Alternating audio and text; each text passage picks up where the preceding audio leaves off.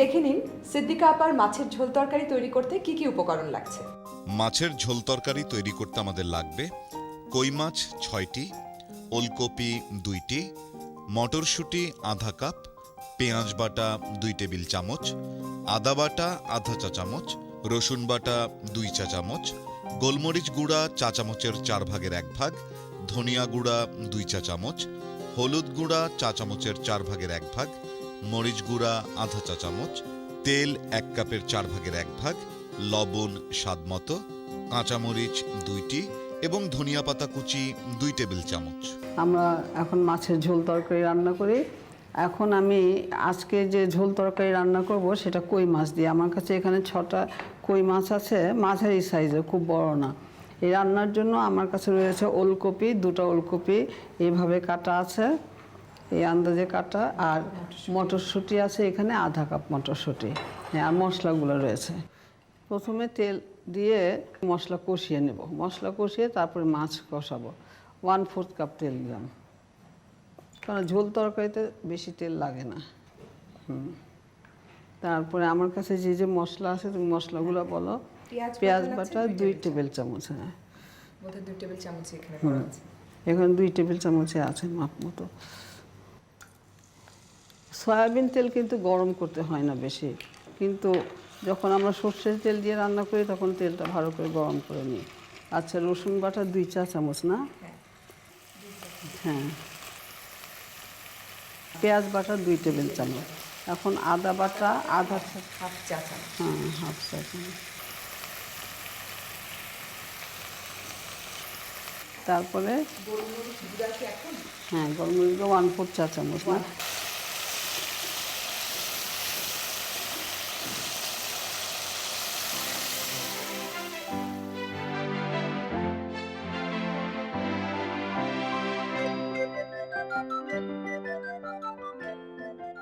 দর্শকবৃন্দ, এই মাছটা একটু কষিয়ে একবার, এখন আমি লবণ দেব। লবণ আমি 2-3 বারে দেব।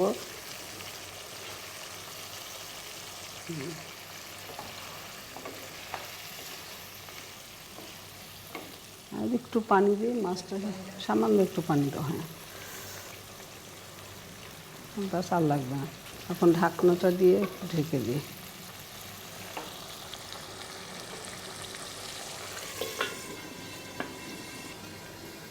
মাছটা কষিয়ে, মাছটা হয়তো মিনিট খানেক লাগবে কষাতে।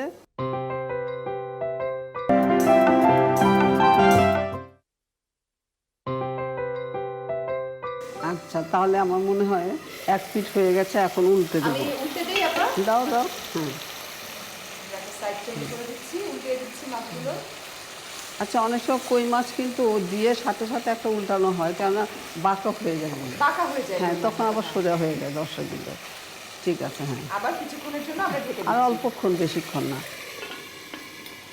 মাছটা যদি আমরা এমনি কষিয়ে নিই তাহলে রান্নাটা, ঝোল রান্নাটা ভালো হয়।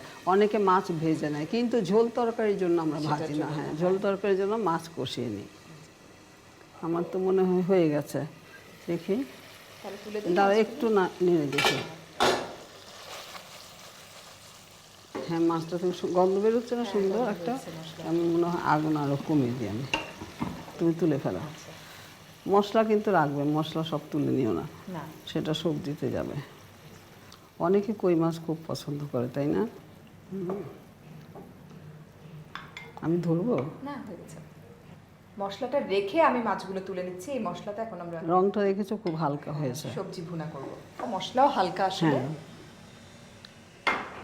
ঠিক আছে। এটা ধরে দিতে পারবা? হ্যাঁ, চুলা ধরে একটু পানি দিয়ে নেবো, তারপরে সবজি দেবো। হ্যাঁ, একটু সামান্য পানি দাও। ঠিক আছে, এবার সবজিগুলো আমি দিয়ে দিই। ওইটা পরে দেবো, মটরশুঁটি পরে দেবো। এটা সিদ্ধ হয়ে গেল। এখন শারমিন, এটা সিদ্ধ হতে কিন্তু আমার একটু সময় লাগবে। এই যে এখন লবণ দিয়ে দিই, লবণ দিয়ে আর পানি দিয়ে দেবো।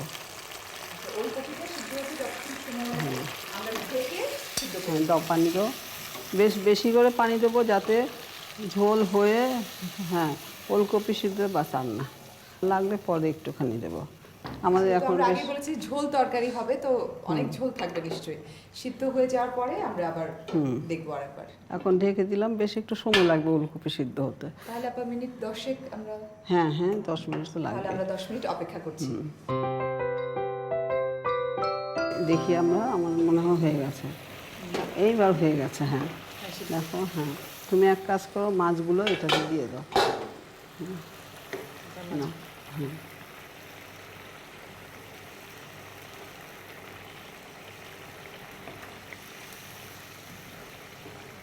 সবগুলোই ঢেলে দাও। আমি এটাতে একটু পানি দিই, ধুয়ে দাও এটা। হ্যাঁ দিয়ে দাও। হ্যাঁ এবার বোঝা যাচ্ছে না ঝোল? হ্যাঁ। দর্শকবৃন্দ, তাহলে আমরা এখন মটরশুঁটিটাও দিয়ে দিই, কেমন? মটরশুঁটি কচি আছে বলে আমি পরে দিচ্ছি আর কি, এই কিছুক্ষণের মধ্যেই হয়ে যাবে। চামচটা দেখি। হ্যাঁ, মটরশুঁটি সিদ্ধ হতে বেশিক্ষণ লাগবে না। আপনার এরকম মাঝারি আছে এটা, মানে হতে থাকবে না? না, হয়ে গেছে প্রায়। মটরশুঁটিটা সিদ্ধ হতেই যাইটুকু সময় লাগে। আর মাছটা আর একটু মশলাটা এটার সাথে মিশে মাছে, তখন হয়ে যাবে। আমরা আবার কাঁচামরিচ আর ধনে পাতা দিব এখন। তাহলে তুমি ধনে পাতা কাঁচামরিচটা দাও। 2টা কাঁচামরিচ দিচ্ছি আমরা, আর ধনে পাতাটা ছিটিয়ে দিয়ে দাও।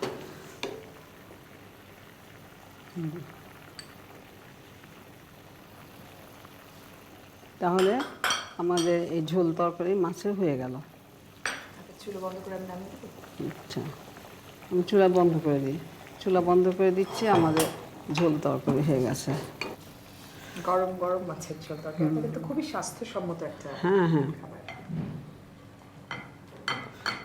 আর এইসব তরকারি গরম রান্না করে সঙ্গে সঙ্গে খেলে খুবই ভালো লাগবে। হ্যাঁ একটু সাজিয়ে দেন। হ্যাঁ হ্যাঁ। তাহলে আমাদের ওলকপি আর মটরশুঁটি দিয়ে কই মাছের ঝোল তরকারি। এটা কিন্তু রুই মাছ দিয়েও ভালো লাগবে, আমি আগেই বলেছি। তাহলে তুমি দর্শকবৃন্দকে দেখিয়ে দাও। আমাদের ঝোল তরকারি আপা খুব সহজেই, বেশ মানে ঝটপট একটা রেসিপি আজকে আপা আমাদেরকে দিয়ে দিলেন। তবু আপনাদের রান্নার কোথাও যাতে কোনো কনফিউশন না থাকে, সেজন্য এর পুরো প্রণালী দেখিয়ে দিচ্ছি আরেকবার।